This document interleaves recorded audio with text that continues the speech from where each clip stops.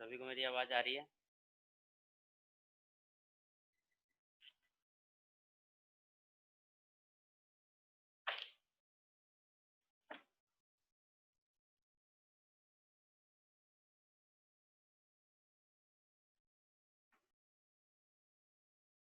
रचित आवाज़ आ रही है?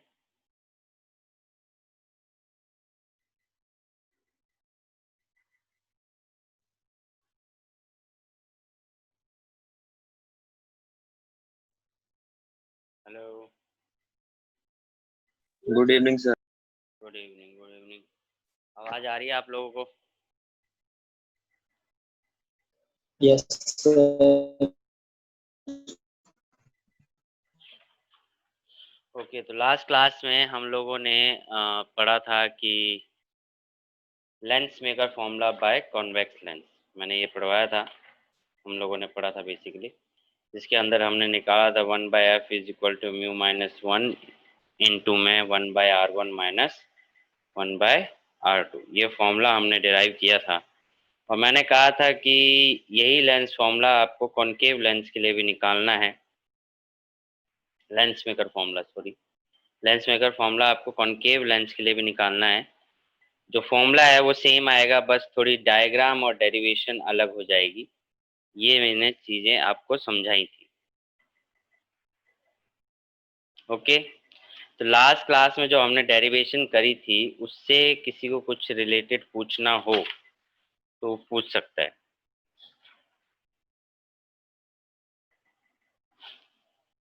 लास्ट क्लास में जो डेरिवेशन कराई थी, तो सिमिलर डेरिवेशन है।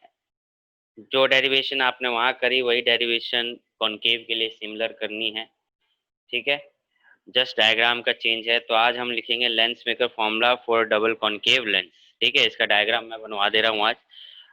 उसके बाद आप इसको जो डेरिवेशन है वो सिमिलरली उस तरीके से कर सकते हैं। तो lens maker formula for concave lens.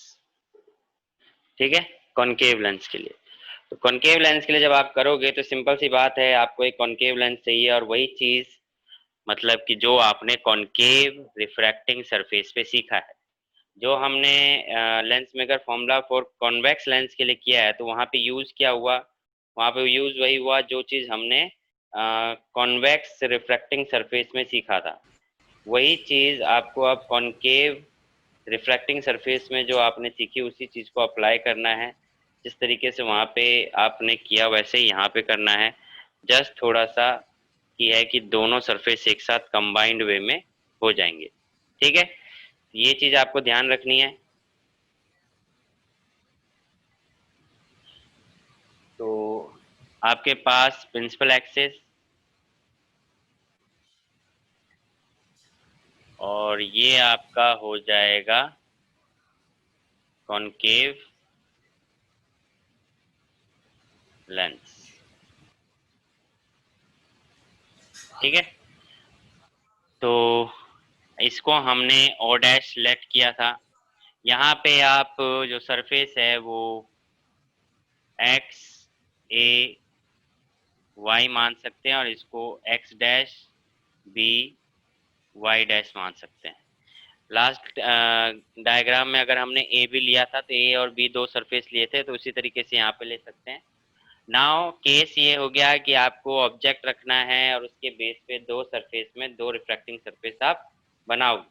ठीक है, अगर आप देखो इसका जो नॉर्मल है, अगर आप नॉर्मल ड्रॉ करोगे तो जो अकॉर्डिंग वहाँ पे देखा था वही चीज़ यहाँ पे भी देखनी है। तो उसी तरीके से अगर डायग्राम को देखोगे तो इतना देखो, ज़्यादातर कॉन्वेक्स में जो है एग्ज़ाम में जब आता है तो कॉन्वेक्स का डायग्राम शो करने के लिए आता है। तो कॉन्वेक्स में हम ज़्यादातर सरफेस लेते हैं तो उसमें सेंटर ऑफ कर्वेचर का यूज़ हो जाता है।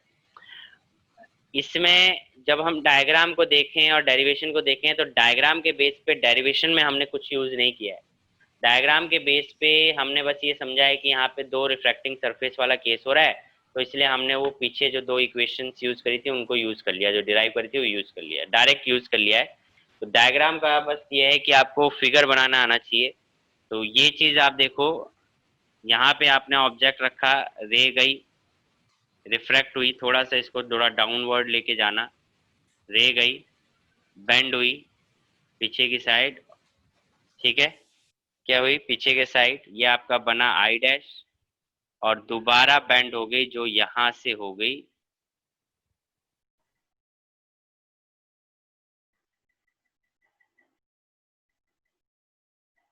ठीक है। तो ये रे डायग्राम आपका बनेगा। बाकी डेरिवेशन सेम है, सिंबल्स आप उसी के अकॉर्डिंग चेंज कर देंगे, स्केल का यूज करेंगे। ये रे गई यहाँ से, बेंड हुई टुवर्ड्स द नॉर्मल, फिर उसके बाद इस पॉइंट पे away from the normal bend हुई, तो ये केस हो गया, और आपके पास आई डैश और आई आपका डायग्राम बन गया। तो ये डायग्राम है, आप इसको बना लीजिए। और डेरिवेशन जो है वो सिमिलर है, कुछ चेंज नहीं है डेरिवेशन में, बस ये सिंबल्स का ध्यान रखना, सिंबल चेंज हो जाएंगे बस, और कोई कुछ चेंज नहीं है। तो इस डायग्राम को बना लो।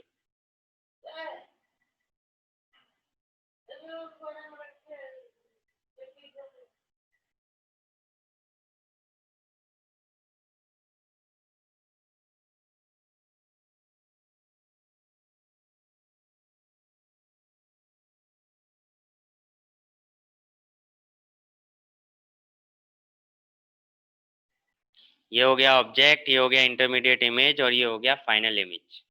सेम तरीका आपको अप्लाई करना है, उसी तरीके से आप यहाँ पे शो कर देंगे, ठीक है। सेंटर ऑफ कर्वेचर दिखाओगे तो इसका सेंटर ऑफ कर्वेचर इस साइड होगा,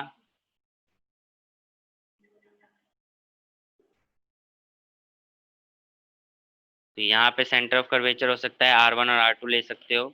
ये आपका U हो गया, ये आपका V डैश हो गया, और ये आपका V हो गया, ठीक है।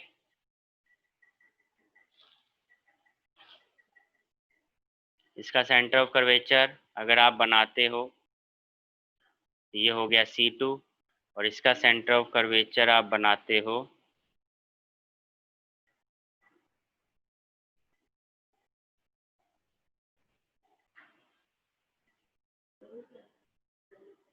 C1।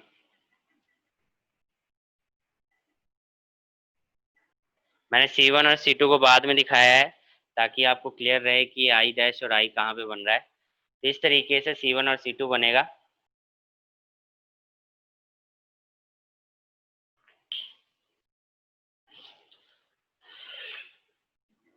C1 C2 बराबर होना चाहिए, ध्यान रखना, थोड़ा सा हम बराबर बना देते हैं।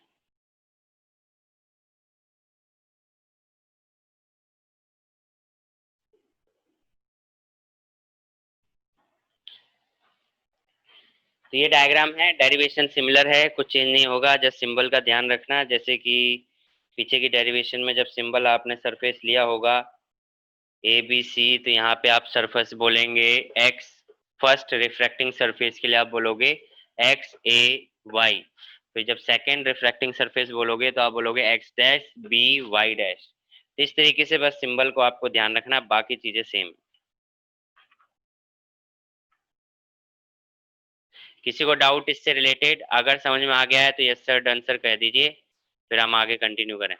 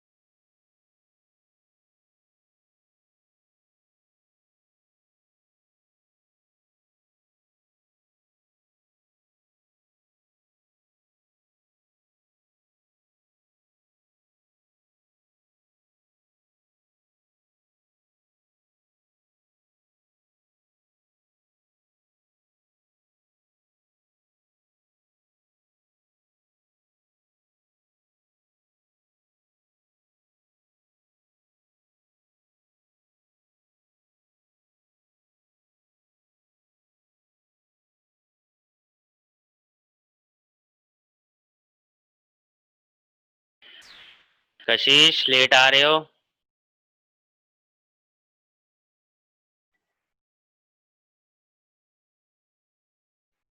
कशिश ये डायग्राम बनाया है जो लास्ट क्लास में हमने lens maker formula convex lens के बेस पे पढ़ा था, वही यहाँ पे कॉनकेव लेंस के बेस पे है। डेरिवेशन पूरी सिमिलर है, जस्ट जो डायग्राम में चेंज आएगा तो वो बनाया है। ये ऑब्जेक्ट है, रिफ्रैक्शन होगा, इंटरमीडिएट इमेज बनेगी, दोबारा रिफ्रैक्शन होगा, फाइनल इमेज बनेगी, C1 और C2। क्लियर कशिश? Yes sir. तो इसके बाद ये चीज आपने सीख ली। मैंने बोला था कि लेंस मेकर फॉर्मूला इंपॉर्टेंट है, तो इसको स्टार मार्क करके रखेंगे और कुछ क्वेश्चंस हम कर लेते हैं।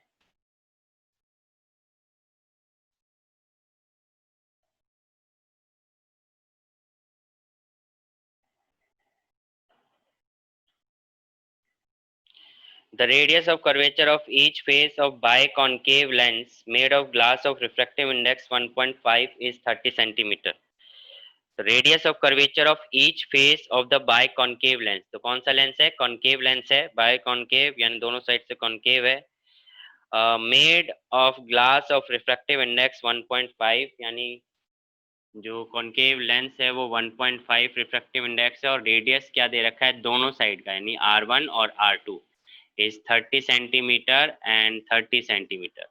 बट अब यहाँ पे केस ये है कि जो R1 और R2 है दोनों पॉजिटिव नहीं हो सकता, क्योंकि दोनों की डायरेक्शन अलग है। अब कॉनकेव के केस में R1 इस साइड है और R2 इस साइड है, तो अगर R1 नेगेटिव हुआ या तो R2 क्या हो जाएगा? पॉजिटिव। तो इस चीज का आपको ध्यान रखना है। तो R1 आपका नेगेटिव हो जाएगा और R2 क्या हो जाएगा? पॉजिटिव हो जाएगा। ठीक है, तो क्वेश्चन में बोल रहा है calculate the focal length of the lens in air. Air में फोकल लेंथ निकालिए, कितनी आएगी?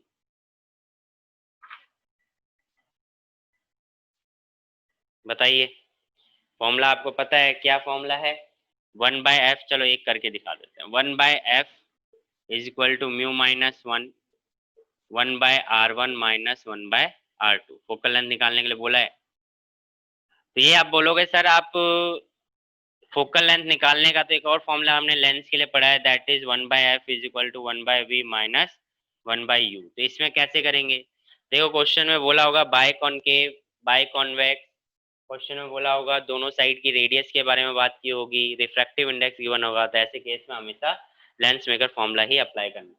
तो फोकल लेंथ निकालना है तो म्यू हमें कितना दे रखा है? 1.5 माइनस 1। R1 हमने क्या लिया है? 1/-30 प्लस माइनस 30। तो आप देखोगे 2/30, तो ये आ जाएगा आपका 1 इंटू आ जाएगा -2/30।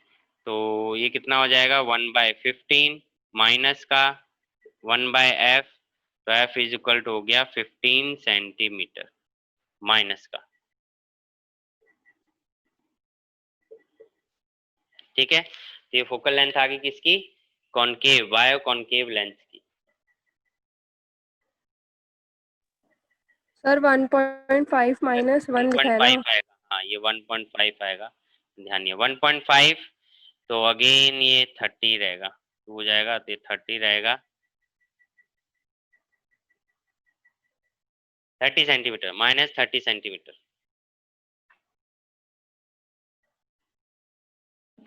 नेक्स्ट क्वेश्चन देखो क्या कह रहा है।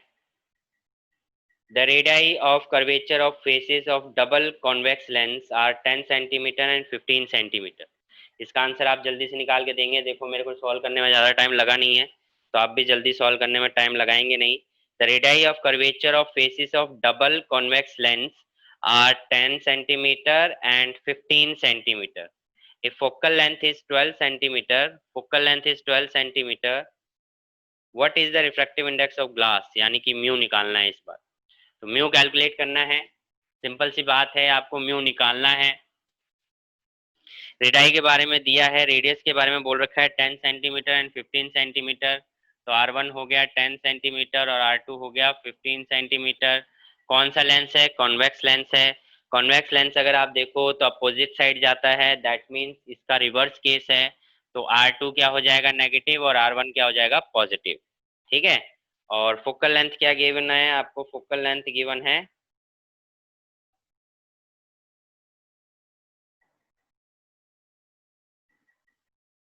फोकल लेंथ गिवन है 12 सेंटीमीटर। तो कॉन्वेक्स लेंस है तो कॉन्वेक्स लेंस का फोकल लेंथ पॉजिटिव होता है, तो 12 सेंटीमीटर पॉजिटिव का फॉर्मूला अप्लाई करेंगे और म्यू की वैल्यू निकालेंगे। बताइए कितनी आई। रचित सेज 1.5।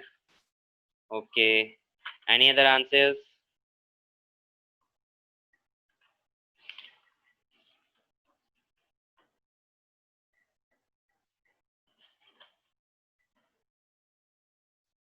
Point five, sir. 1.5. 1.5। आशीष Yes, sir. कितना है आपका? 1.5. 2.5 कैसे आ गया आपका? 1.5 आना 1.5, sir. 1.5। 1.5 आया है। ओके ओके ओके ओके, चलिए फिर तो नेक्स्ट क्वेश्चन देखते हैं। आशीष भैया हैप्पी बर्थडे। किसका बर्थडे है? आशीष भैया का। थैंक आशीष यू भाई। भैया का बर्थडे है। अरे भैया जी बर्थडे मुबारक हो आपको, हैप्पी हैप्पी बर्थडे। सभी बर्थडे विश करेंगे इस आशीष को, तालियां बजाएं हैप्पी बर्थडे हमने। आशीष। थैंक यू भाई। Thank you sir. Happy happy birthday birthday to Ashish. You, happy birthday to you. Cake भी कटना है क्या सर? केक और वर्चुअल केक कट कर लेते हैं। अब आ तो सकते नहीं है, तो वर्चुअल केक कट कर लेते हैं, ठीक है। सर आपका कब आता है? हमारा तो जनवरी में आता है, याद नहीं है? अच्छे से तैयार होके आए थे सर स्कूल पे। पिछली बार आपने रोक दिया था सर, कुछ नहीं करा था। कोई नहीं, इस बार कर लेना, कोई बात नहीं, इस बार कर लेना।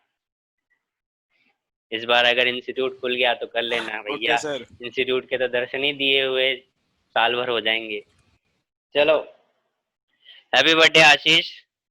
बस अब इसमें ज्यादा मतलब हवा में नहीं उड़ना है, थोड़ा पढ़ाई अच्छे से करना है, बर्थडे है तो, ठीक है। यस। हाँ, चलिए तो क्या कह रहे थे, next question. A bioconvex lens has a focal length 2 by 3 times of radius of curvature of either surface। क्या कह रहा है?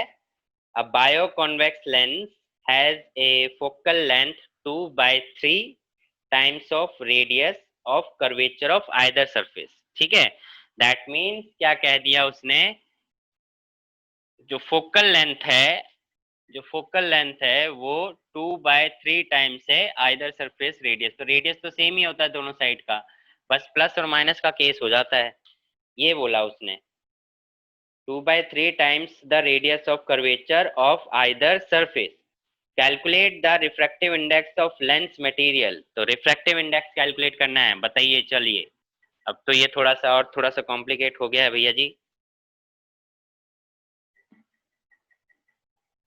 देखते हैं कौन निकालता है जल्दी पहले।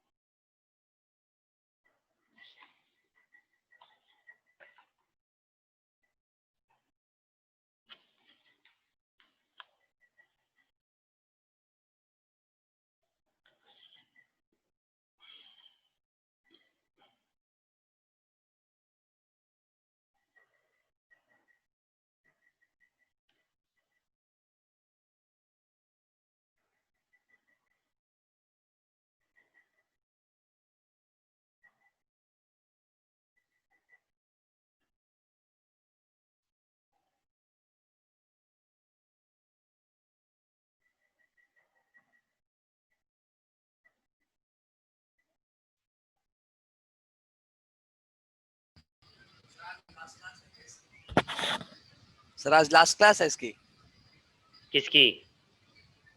इस चैप्टर ऑप्टिक्स की। की? इस चैप्टर हाँ। की अभी तो नहीं है बेटा, अभी तो इसमें इंस्ट्रूमेंट भी है, इंस्ट्रूमेंट बचा हुआ है, lens maker formula, lens formula है, प्रिज्म के बारे में पढ़ना है। अभी तो ये चलेगा, ये चैप्टर लंबा है ये, और इसके अगले वाला चैप्टर थोड़े लंबे चैप्टर हैं, ये चलते हैं, ये लेते हैं। सितंबर तो लेंगे अभी दोनों ओके मिला सर। के। 7/4। आशीष से 7/4। आशीष का आंसर पहले आ गया।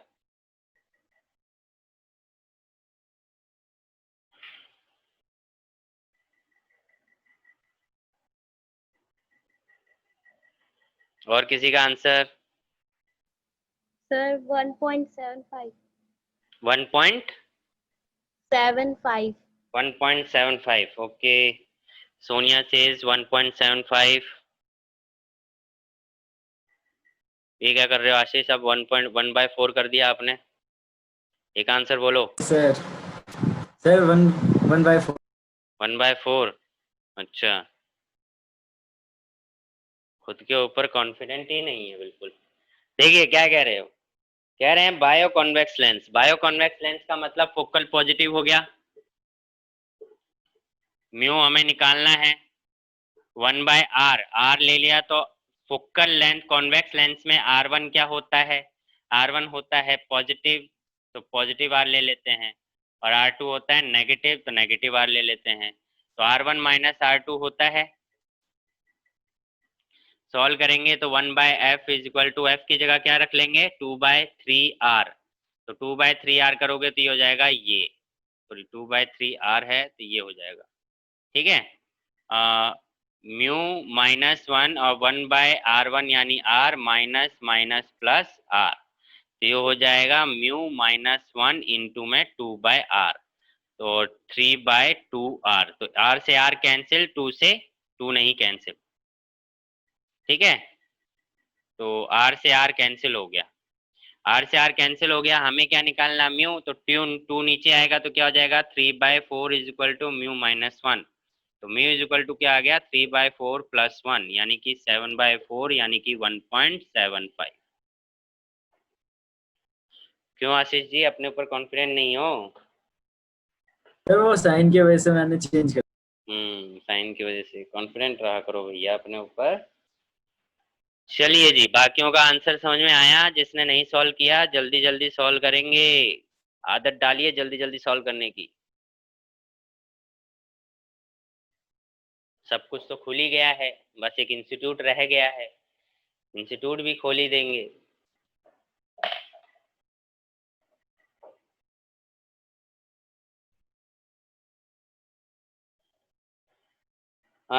Next question, the radii of curvature of double convex lens of glass. ठीक है, डबल कॉन्वेक्स लेंस है ग्लास का जिसका रिफ्रैक्टिव इंडेक्स दे रखा है 1.5, mu is equal to 1.5, are the ratio 1:2। समझ रहे हो क्या कह रहे हैं? कह रहा है the radii of curvature of double convex lens of glass mu is equal to 1.5 are in the ratio of 1:2। यानी कि यहाँ पे जो डबल कॉन्वेक्स लेंस हैं वो रेडियस इक्वल नहीं है।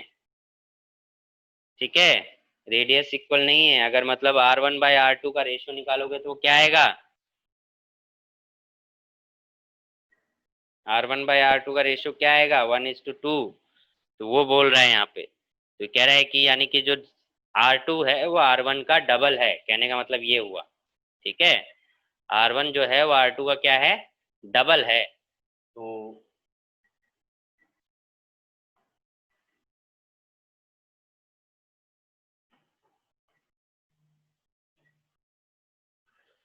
और आगे क्या बोला है? This lens renders the rays parallel coming from an illuminated filament at a distance of 6 centimetre. यानी कि दोबारा देखिए कैसी इंग्लिश बोली है, समझना है एग्जाम में। This lens renders the rays parallel coming from an illuminated filament at a distance of 6 metre. समझे? तो ऐसी इंग्लिश भी आएगी भैया, समझ गए? अब इस पूरे इतनी लंबी लाइन लिखने का मतलब क्या था कि focus is equal to 6 centimetre बा। ठीक है, इतनी लंबी लाइन से सीधा मतलब ये निकलता है कि फोकस आपको दे रखा है 6 सेंटीमीटर, कॉन्वेक्स है तो प्लस, और दूसरा बोल रहा है कि जो रेडियस है वो 1:2 के रेशियो में है। तो R1 अगर R मान लेंगे तो R2 क्या मान लेंगे? 2R मान लेंगे। R2 क्या मान लेंगे? 2R, वो भी क्या हो जाएगा? नेगेटिव का। अब आगे देखो क्या पूछ रहा है, calculate the radii of curvature of surface. अच्छा, म्यू भी गिवन है, म्यू इज इक्वल टू कितना है? 1.5। आपको R की वैल्यू निकालनी है, जल्दी निकालिए। चलिए, इतना तो सॉल्व कर लिया क्वेश्चन, अब तो आ जाना चाहिए R की वैल्यू। दिव्यांशु जी आंसर निकालिए, आंसर पुट कीजिए। आप आंसर नहीं सॉल्व कर रहे हैं।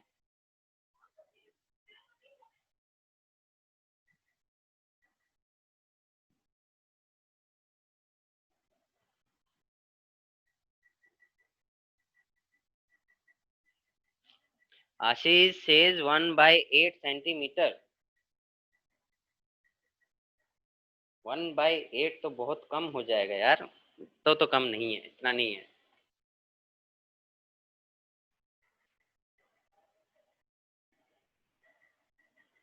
आशीष जल्दीबाजी में कैलकुलेशन मिस्टेक मत करो।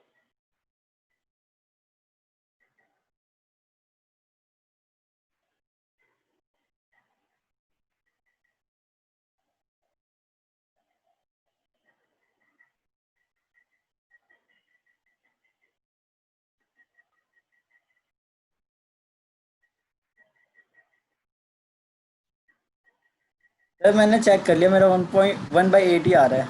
1/8 ही आ रहा है, अच्छा जी, चलो ठीक है। चलिए जी, आप कह रहे हैं तो ठीक है, देखते हैं 1/8 आ रहा है तो।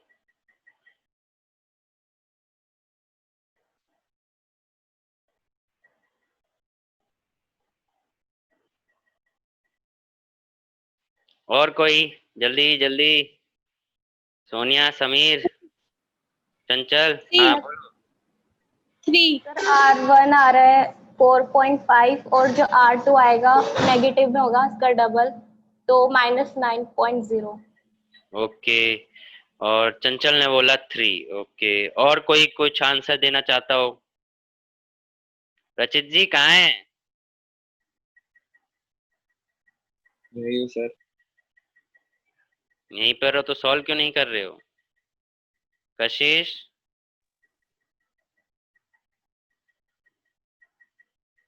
निशु,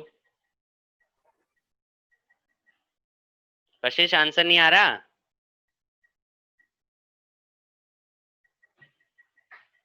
सर बता दो।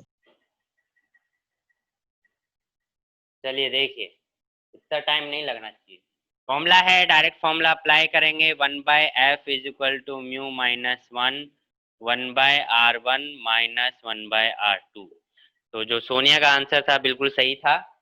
तो 1/f यानी कि 1/6, म्यू यानी 1.5 माइनस 1, 1/r1 मतलब 1/r, minus minus plus 1/2r।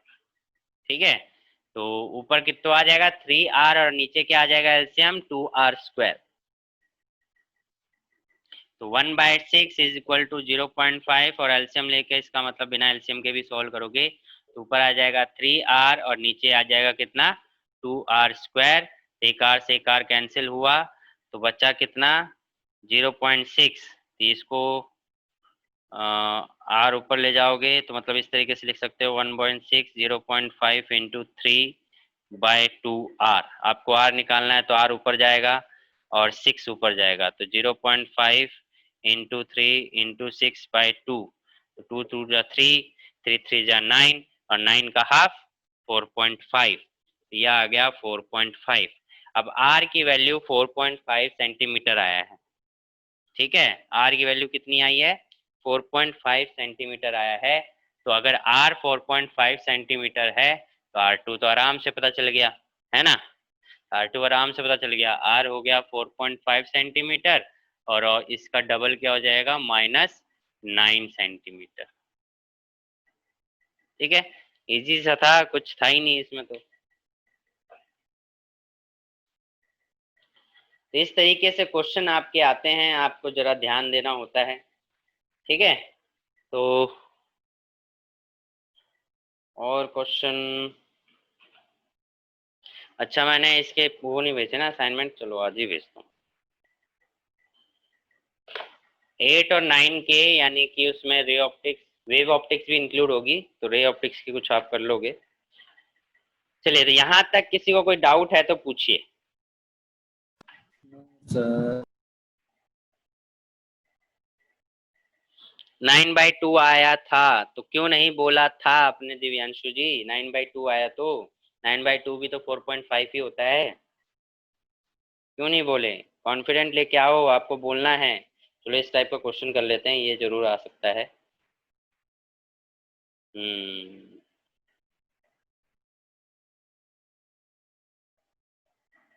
देखो, आपको पता है कि फिजिक्स में किसी भी फॉर्मूले से हम कोई भी केस को लेके नए फॉर्मूले बना सकते हैं।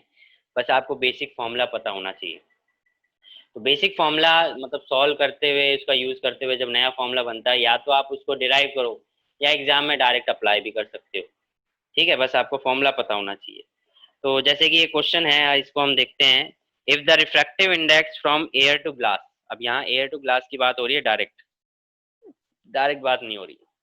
तो if the refractive index from air to glass is 3/2 and that from air to water is 4/3, यानी कि यहाँ पे 3 मीडियम आ गए, एयर, ग्लास एंड वाटर। अब 3 मीडियम आ गया तो 3 मीडियम का हिसाब थोड़ा अलग हो जाएगा, क्योंकि एयर ग्लास और एयर वाटर, यानी कि एक बार लेंस वाटर में रखा है और एक बार लेंस मतलब एयर में ही रखा हुआ है, तो वो ये केस है। तो यहाँ देखो लेंस क्या मतलब वाटर का केस हो गया। तो एयर टू वाटर, यानी कि आपको देखो क्या क्या गिवन है, ये आपने नोट कर लिया, सभी ने नोट किया, ये तो कॉन्सेप्ट है, समझ लिया होगा। वैल्यू जरा लिखता हूँ, क्या कह रहा है कि if the refractive index from air to glass is 3/2, तो एयर टू ग्लास का मतलब क्या हुआ,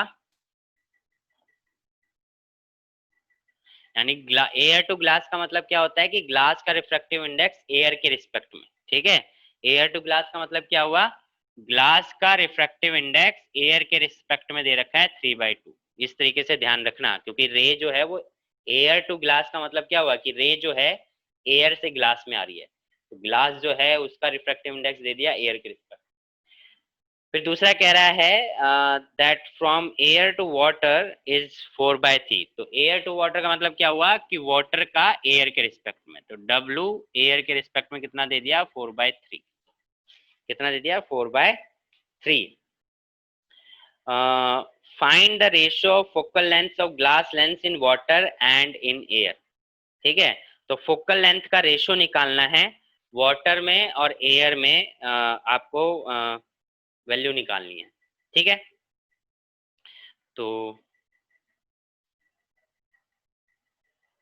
यानी कि जो लेंस है उसको पहले एयर में रखा गया है, तब उसकी फोकल लेंथ, और फिर उसी लेंस को हम वाटर में ले जा रहे हैं तो उसकी लेंथ। तो अब देखो कॉन्सेप्ट क्या समझो, जब लेंस को आपने वो एयर में रखा था तो रेज जो है वो कहाँ से आ रही थी, एयर से आ रही थी। ठीक है, तो वहां पे रिफ्रैक्टिव इंडेक्स क्या लोगे, एयर टू ग्लास का लोगे। पर जब लेंस को आप वाटर में रख रहे हो तो एयर कहाँ से आ रही है, वाटर से आ रही है। एयर, ये रेज कहाँ से आ रही है, रेज, लाइट की रेज कहाँ से आ रही है, वाटर से ग्लास में एंटर कर रही है, तब आप रिफ्रैक्टिव इंडेक्स क्या रखोगे, वाटर टू ग्लास का रखोगे। तो आपको यहाँ पे एयर टू ग्लास पता है, एयर टू वाटर पता है, वाटर टू ग्लास नहीं पता है ना, वाटर टू ग्लास नहीं पता है। अब वाटर टू ग्लास का मतलब क्या हुआ, वाटर टू ग्लास का मतलब क्या हुआ, जैसे मैं एयर टू ग्लास बोल रहा हूँ तो क्या लिख रहा हूँ, ग्लास का एयर के रिस्पेक्ट में।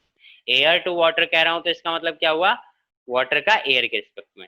अगर मैं बोल रहा हूँ वाटर टू ग्लास बोल रहा हूँ तो इसका मतलब क्या हुआ, ग्लास का वाटर के रिस्पेक्ट में, है ना। वाटर टू ग्लास अगर बोलूंगा तो जो कि सेकंड केस है, जब लेंस को आप वाटर में रख रहे हो, तो वाटर टू ग्लास अगर आप मैं कह रहा हूँ तो उसका मतलब क्या हुआ, ग्लास का वाटर के रिस्पेक्ट में। तो ग्लास ऊपर आएगा यानी कि ये ऊपर आएगा और वाटर नीचे आएगा, यानी कि 3/2 डिवाइड बाय 4/3। ठीक है, तो आपका क्या आया, आपका की वैल्यू क्या आ गई, 3 इंटू 3 यानी कि 9/8। ये आ गया ग्लास, वाटर टू ग्लास यानी ग्लास का वाटर के रिस्पेक्ट में। ठीक है, ग्लास का वाटर के रिस्पेक्ट में ये केस हो गया। अब आपको फोकल लेंथ निकालने के लिए बोला है एयर में और फोकल लेंथ बोला है वाटर में।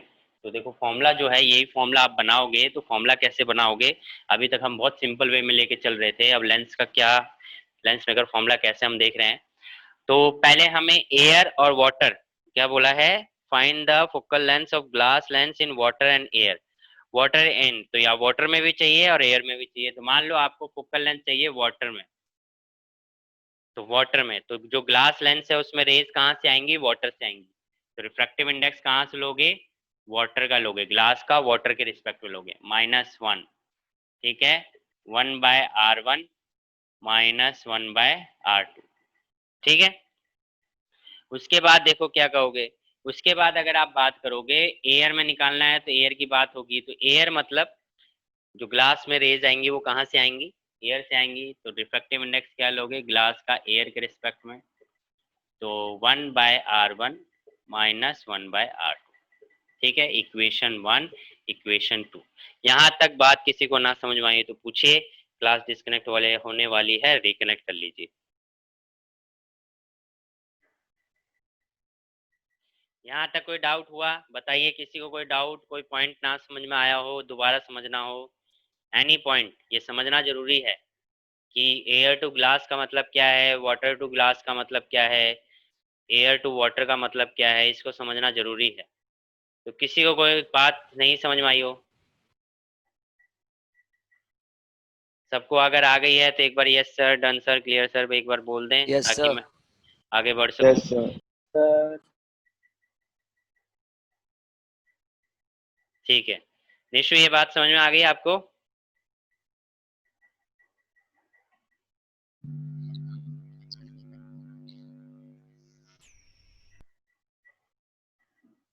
निशु आवाज ही नहीं आई आपकी तो।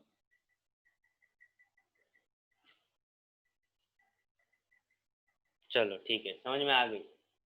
तो ये बात आपको समझ में आ गई कि जब भी मैं एयर टू ग्लास की बात कर रहा हूँ या एयर टू वाटर की बात कर रहा हूँ और वाटर टू ग्लास की बात कर रहा हूँ, तो आपको रिफ्रैक्टिव इंडेक्स कैसे लिखना है। वाटर टू ग्लास बोल रहा हूँ तो इसका मतलब आपको उल्टा करके लिखना है ग्लास का वाटर के रिस्पेक्ट में, क्योंकि जो लेंस है वो वाटर का तो बना नहीं है, ग्लास का बना है। तो ग्लास का ही हमेशा किसी ना किसी के रिस्पेक्ट में निकालोगे। ठीक है, तो ग्लास को, लेंस को अगर एयर में रखोगे तो लेंस ग्लास का वो एयर के रिस्पेक्ट में, ग्लास को वाटर में रखोगे तो वाटर के रिस्पेक्ट में, लिक्विड में रखोगे तो लिक्विड के रिस्पेक्ट में, तो इस तरीके से। ठीक है, और रेज बाहर से ही आएंगी, अंदर से तो निकलेंगी नहीं। तो ये आपका तो फॉर्मूला बन गया। जस्ट आपको क्या कर देना है, डिवाइड कर देना, इक्वेशन 1/2 से आप क्या कर देंगे, डिवाइड कर देंगे। तो देखो लेंस चाहे आप एयर में रखो चाहे आप वाटर में रखो, लेंस का रेडियस जो है, रेडियस ऑफ कर्वेचर, वो चेंज नहीं हो सकता, क्योंकि सर्कल ही है, सर्कल तो चेंज नहीं होगा। ऐसा तो है नहीं कि वो छोटा हो जाएगा या बड़ा हो जाएगा डलने के बाद। तो ये तो सेम रहेगा, तो ये तो हो गया कैंसिल। तो आपका क्या बचा, 1/FW/1/FA इज इक्वल टू क्या हो गया आपका, ये हो गया mu G water minus upon में म्यू जी एयर, यानी ये उल्टा जाएगा तो क्या हो जाएगा, 1/FA अपॉन में 1/FW। ये अब वैल्यूज गिवन है, कहाँ है, ये रहा, वैल्यूज गिवन है 9/8, 1 माइनस करोगे 1/8 डिवाइड बाय म्यू जी ए कितना है, जी ए है 3/2 माइनस 1 तो 1/2, तो 1/4 आना चाहिए। ठीक है, 1/4 आना चाहिए एयर टू वाटर का, और वाटर टू एयर का निकालोगे तो 4:1 आना चाहिए। ये सभी को समझ में आया? किसको नहीं समझ में आया? यहाँ जी वाटर का रख देंगे आ वैल्यू गया सर। 9/8 ये, और दूसरी वैल्यू जो रखनी है वो ये रखनी है, और सॉल्व करना है तो 1:4 आपका आंसर आ जाएगा एयर का वाटर के रिस्पेक्ट में। ठीक है, वाटर टू एयर निकालना होगा तो 4:1।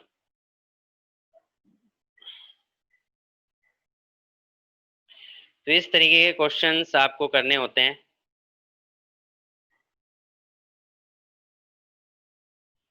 एक क्वेश्चन मैं दे रहा हूँ जो आप घर से सॉल्व करेंगे और इसको अपलोड करेंगे गूगल क्लासरूम ऐप में। बहुत बच्चों ने टेस्ट नहीं दिया, जबकि मैं क्लास में पहले ही अनाउंसमेंट कर देता हूँ कि टेस्ट लूंगा 1 हफ्ते पहले, 2 हफ्ते पहले, फिर भी बच्चे पूछते हैं कि सर टेस्ट के लिए कब बोला। ठीक है, तो आज ही वो अनाउंस कर दे रहा हूँ कि अब जो टेस्ट होगा वो होगा आपका 5 to 8 भी हो सकता है, 5 तो इंक्लूड हो ही गया है, छोटा सा चैप्टर था इसलिए मैंने डाल दिया उसके अंदर। तो 8 तक अब होगा, 5 से 8 या 6 से 8। ठीक है, और 1 से 8 कुछ भी हो सकता है। तो 1 से 5 तो पढ़ चुके हो, तो 6 से 8 और पढ़ लो थोड़ा। हाँ सर 6 से 8 कर लो, लेकिन सर 1 to 6 मत डालना, मतलब 1 to 5 मत डालना उसमें। अच्छा, अरे क्यों सर पढ़ा? वो उस टाइम पेपर देते देते ऐसी हालत खराब सी हो जाती है। तो उतना बड़ा तो ना दूंगा, छोटा ही पेपर बनाऊंगा, टेंशन मत ले। अरे सर तभी पता नहीं क्या फिजिक्स का पेपर देते देते बोर हो रहे हैं सर। अच्छा, बोर हो रहे हैं, तो ऐसे भी बोर होता है बेटा। कभी पेपर टेस्ट पेपर पूरा लिखता है? हैं? सिर्फ स्कूल के पेपर ही पूरे लिखता है तू, टेस्ट तो कभी पूरा लिखता नहीं है।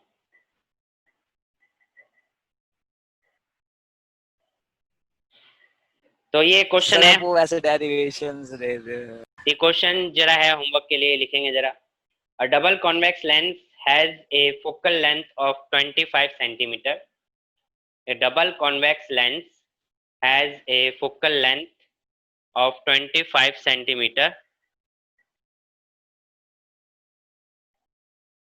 in air, 25 centimeter in air, when it is dipped into a liquid, when it is dipped into a liquid of refractive index 4 by 3, when it is dipped into a liquid of refractive index 4 by 3, its focal length is increased to 100 centimeter. When it is dipped into a liquid of refractive index 4 by 3, its focal length is increased to 100 centimeter. 100 centimeter. Find the refractive index. Find the refractive index of the lens material. Find the refractive index of the lens material. Lens का refractive index निकालना है, ध्यान रखना। Question में convex lens का focal length दे रखा है जब वो एयर में था, और फिर उसको जब किसी लिक्विड में रखा तो 100 सेंटीमीटर हो गया है। तो आपको लेंस का रिफ्रैक्टिव इंडेक्स निकालना है, ठीक है। तो यही सारे कॉन्सेप्ट यहाँ पे अप्लाई होंगे। तो इसका आंसर आप अपलोड करेंगे GCR पे।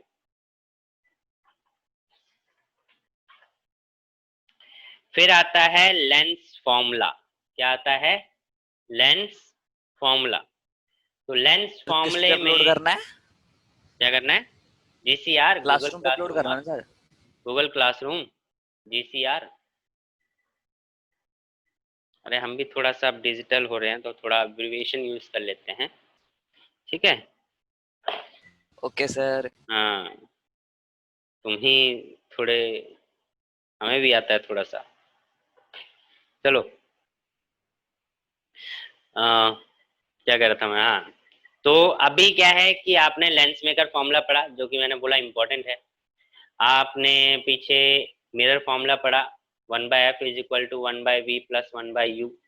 लेंस मेकर फॉर्मूला पढ़ लिए हो, और अब पढ़ना है lens formula. Lens maker formula और लेंस फॉर्मूले में डिफरेंस है, ये ध्यान रखना। लेंस मेकर फॉर्मूले में आप डबल कॉन्वेक्स, डबल कॉनकेव के बारे में बात कर रहे हो।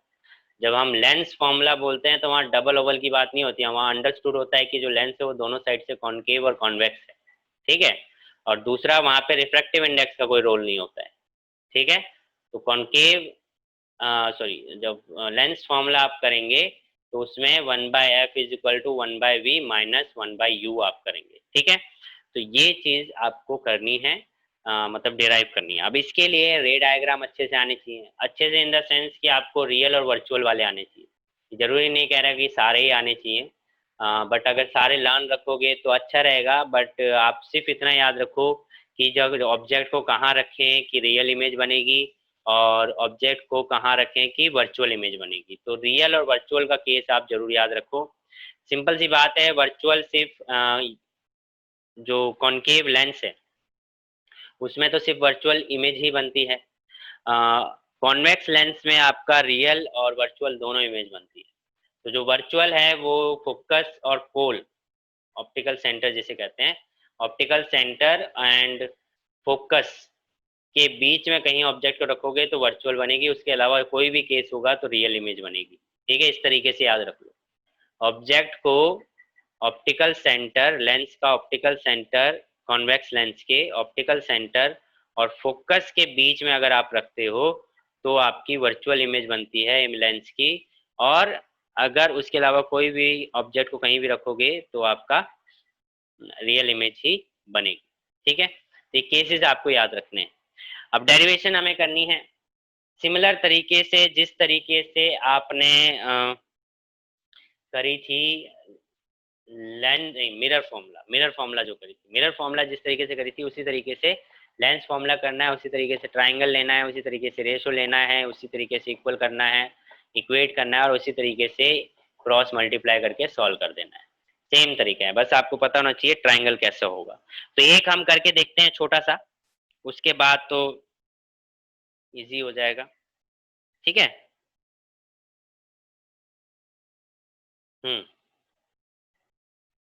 देखिए, तो एक छोटा सा डेरिवेशन कर लेते हैं जो सिमिलर तरीके से होगा। तो next topic is lens formula.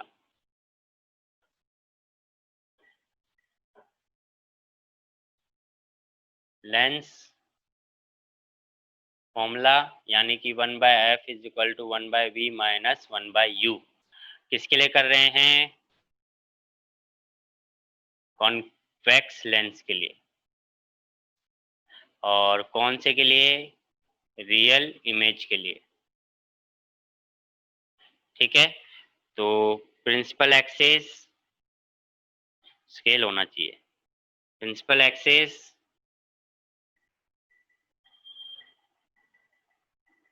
Convex lens, ठीक है, ऑप्टिकल सेंटर, फोकस,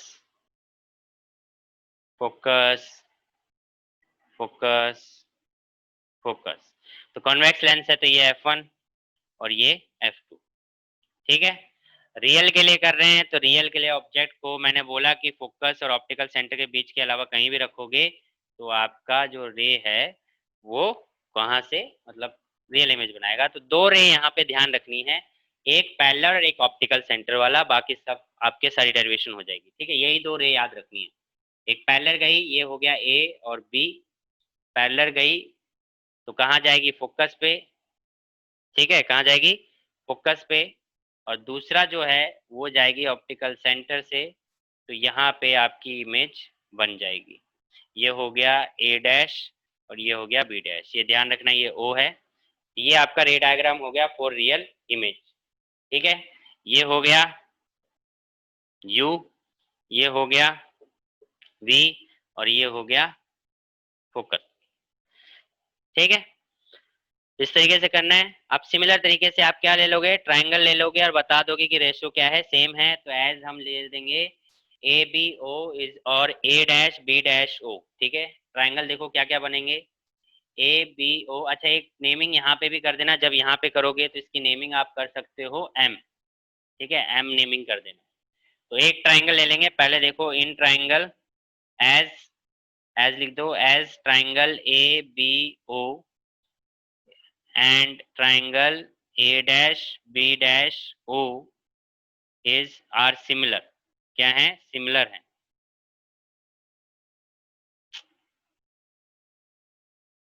तो सिमिलर है तो रेशियो क्या आएंगे? साइड के इक्वल आएंगे। तो आप देखो इक्वल करोगे तो आपको देखो मिलेगा A dash B dash upon में A B is equal to क्या हो जाएगा? ओ बी डैश अपॉन में ओ बी, इक्वेशन 1। इसी तरीके से दूसरे ट्राइंगल देखो,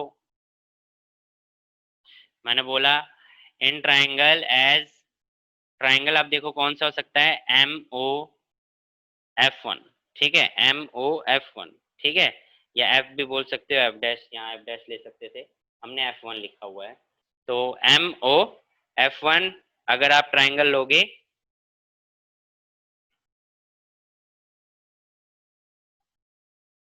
triangle and triangle A dash B dash F one, ये ट्राइंगल क्या है? सिमिलर है। अगेन देखो रेशियो क्या बनेगा? A dash B dash upon में एम ओ। सर ऊपर का दिख नहीं रहा। ऊपर का दिख नहीं रहा? ओ सॉरी, एक मिनट।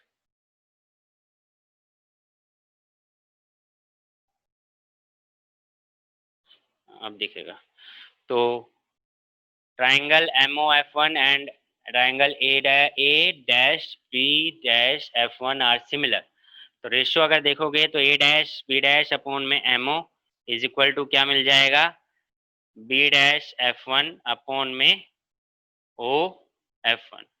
अब देखो एज, अगर आप देखो एमओ की जो हाइट है वो ए बी के इक्वल है। एमओ की हाइट किसके बराबर है? ए बी के इक्वल है। तो हम लिख सकते हैं A B is equal to क्या है, उल्टा लिख रहा, M O is equal to क्या है, ए बी। तो रेशियो क्या आ गया, A dash B dash upon में A B is equal to B dash F one upon में ओ एफ वन, इक्वेशन 2। ठीक है, अब देखो इक्वेशन 1 और इक्वेशन 2 को क्या कर सकते हो आप, इक्वेट कर सकते हो, क्योंकि इधर भी ए डैश बी डैश अपॉन में ए बी है और इधर भी ए डैश बी डैश अपॉन में ए बी है। ठीक है, तो इक्वेट करेंगे फ्रॉम इक्वेशन 1 एंड 2, तो आपको क्या मिल जाएगा, आपको मिल जाएगा ओ बी डैश अपॉन में O B is equal to B dash F one upon में ओ एफ वन, ये आपको वैल्यू मिल गई। नाउ देखो ओ बी डैश हमारे पास, ओ बी डैश है क्या है, v के बराबर है, ओ बी है u के बराबर है, बी डैश एफ वन हमें नहीं पता है, ओ एफ वन भी पता है हमें। तो एज अगर आप देखो तो यहाँ वैल्यू लिख लेंगे as O B dash is equal to क्या है हमारा, O B dash is equal to हमारे पास क्या मिलेगा, वो मिलेगा O B dash, sorry O B dash positive का v, फिर ओ बी अगर देखें तो माइनस का u, और ओ एफ वन देखें पॉजिटिव का f। ठीक है, और बी डैश एफ वन देखें, बी डैश एफ वन देखें तो ये भैया जो आएगा वो आएगा v में से f को माइनस करोगे तब, तो आएगा v में से f माइनस कर दिया तो आपको बी डैश एफ वन मिल गया। ठीक है, तो इक्वेशन में पुट कर देंगे, तो इक्वेशन में पुट करोगे तो आपको क्या मिलेगा, आपको मिलेगा ओ बी डैश आ गया आपका कितना, v, ओ बी किसके बराबर है, माइनस यू के, बी डैश एफ वन किसके बराबर है, v माइनस एफ के अपॉन में क्या है ओ एफ वन। तो ओ एफ वन जो है वो किसके बराबर है, एफ के। ठीक है, ये आपको इक्वेशन मिल गई। इक्वेशन मिल गई तो आप देखो इसको क्रॉस मल्टीप्लाई कर सकते हो, क्रॉस मल्टीप्लाई करोगे तो आपको मिलेगी V F is equal to minus U V minus minus plus F V. ठीक है, ये इक्वेशन मिल गई है। अब इसको आप एफ एफ वालों को एक साइड ले जाके सॉल्व कर सकते हो, या डायरेक्ट आप क्या कर सकते हो, यू वी एफ से डिवाइड कर सकते हो बोथ साइड। ठीक है, यू वी एफ को क्या कर सकते हो, डिवाइड कर सकते हो बोथ साइड, तो ये केस आप ले सकते हो। तो एफ यू होगा लास्ट में, सॉरी एफ यू होगा, हाँ एफ यू होगा। तो एफ वाली टर्म एक साइड कर लो और बाकी टर्म एक साइड कर लीजिए आप। ठीक है, तो अगर आप देखो इसको मैं इधर ले आता हूँ तो U V is equal to क्या हो जाएगा, F U minus F V. ठीक है, तो ये आप कर सकते हो, एफ कॉमन लोगे, एफ कॉमन लोगे, कॉमन लेके भी कर सकते हो। देखो जैसे कि U V is equal to F common ले लिया और u माइनस वी। ठीक है, u माइनस वी हो गया। अब इसमें देखो u माइनस वी हो गया, f नीचे आ गया, 1/f इज इक्वल टू ये नीचे चला गया u माइनस वी के अपॉन में यू वी। अब अलग अलग कर दीजिए, 1/f is equal to u by u v और minus v by u v. तो u से u कैंसिल हो गया, v से v कैंसिल हो गया, तो 1/f is equal to 1/v minus 1/u। तो इस तरीके से आपका आंसर आ गया। ठीक है, तो ये डेरिवेशन थी बहुत सिंपल वे में, जिस तरीके से हमने मिरर फॉर्मूला निकाला था उसी तरीके से हमने लेंस फॉर्मूला निकाल दिया। ठीक है, अब इसको आप नोट कर लीजिए, जल्दी से नोट लेना है, स्क्रीनशॉट लेना है, पर कॉपी में नोट होना चाहिए, नोटबुक में। और अब इससे रिलेटेड किसी को डाउट पूछना है तो पूछ सकता है। अब डेरिवेशन देखो, ये जो डेरिवेशन मैंने आपको कराई है ये डेरिवेशन सिमिलर है जैसे हम मिरर फॉर्मूला में क्या कर रहे थे कि एक की लर्न हो गई तो दूसरी की बाकियों की सॉल्व हो जाएगी। उसी तरीके से ये इसी तरीके से कॉन्सेप्ट लगाते हुए आपको बाकी का भी सॉल्व करना है। बस ये है कि जो रे डायग्राम है वो चेंज हो जाएगा, जैसे वर्चुअल के लिए ऑब्जेक्ट को आप यहाँ रखोगे तो इमेज कहीं यहाँ पीछे बनेगी। ट्राइंगल आपको सेम लेने हैं, ट्राइंगल आपको सेम लेने हैं, मतलब यहाँ तक तो इक्वेशन 2 तक तो सिमिलर आएगा, फिर इक्वेट करने के बाद भी सिमिलर आएगा। चेंज कहाँ से आएगा, यहाँ से चेंज आएगा। चेंज यहाँ से हो जाएगा कि v नेगेटिव हो सकता है माइनस यू, ये v माइनस, यहाँ से चेंज आने लग जाएगा। बाकी तो यहाँ से मैथमेटिक है, बट यहाँ तक ये जो थर्ड इक्वेशन रेशियो निकाली है यहाँ तक तो आपका सिमिलर होगा हर केस में। तो आपको रे डायग्राम बनाना है और वर्चुअल के लिए और कॉन्वेक्स के लिए, यानी कि 2 डेरिवेशन इसकी और होगी, तो वो भी होमवर्क में हो गया आज। तो एक क्वेश्चन आपका होमवर्क में हो गया और 2 डेरिवेशन इसकी होमवर्क में हो गई, जो आप अपलोड करेंगे नेक्स्ट कल तक। परसों किसी ने किया तो अच्छे से सुनेगा, कल तक अपलोड हो जानी चाहिए। सर हो जाएगी। इसको नोट कर लीजिए और हो जाए तो बता देना। सर क्या होमवर्क एक और बोलना? होमवर्क में एक अभी मैंने न्यूमेरिकल दिया है और दूसरा जो है इसके 2 केस, यानी कि एक कॉन्वेक्स का हो गया, यानी कि lens mirror lens formula for convex lens for virtual image, तो वर्चुअल इमेज के लिए बनाएंगे, ठीक है। तीसरी डेरिवेशन है जो है वो है lens formula for concave lens for virtual image, क्योंकि कॉन्केव लेंस में सिर्फ वर्चुअल इमेज बनती है, फॉर वर्चुअल इमेज। तो 2 डेरिवेशन हो गई।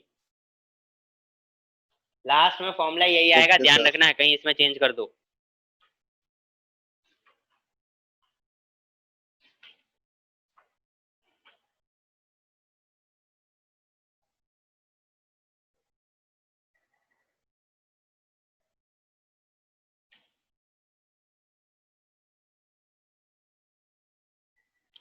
जिनका हो गया वो जा सकते हैं, जिनका नहीं हुआ वो रह सकते हैं और पूछ सकते हैं।